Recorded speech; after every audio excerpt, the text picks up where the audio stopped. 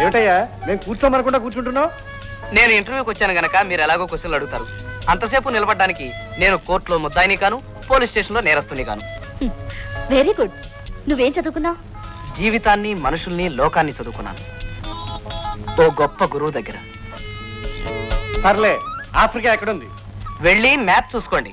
నేను వచ్చింది మీ company interview గానీ 5వ తరగతి జాగ్రఫీ పరీక్ష కాదు. ఉద్యోగం ఎందుకు చేయాలనుకుంటున్నావు? నా కష్టంతో సంపాదించిన రూపాయితో నేను కడుపు నింపుకోవాలనుకుంటున్నాను గనక. పరాయి వేళ్ల మీద పడి పారాసైట్లా తింటూ నాకు ఇష్టం లేదు గనక. నీకెంత జీతం కావాలనుకుంటున్నావు? నా కష్టానికి తగినంత, నా వ్యక్తిత్వానికి చిన్నతనంగా లేనంత. చాలా సూటిగా మాట్లాడే వ్యక్తిత్వం అనుకుంటాను ఇది. చూడు బాబు, నువ్వు ఈ ఆఫీసులో పనిచేస్తూ ఉండగా డబ్బు పోయిందనుకో, ఎవరిని తప్పడతావయ్యా? మేడం గారిని, ఆ తర్వాత మిమ్మల్ని. ఎస్, సవ్యమైన మనుషులను ఆఫీసులో ఉంచుకోకపోవడం మీ తప్పు.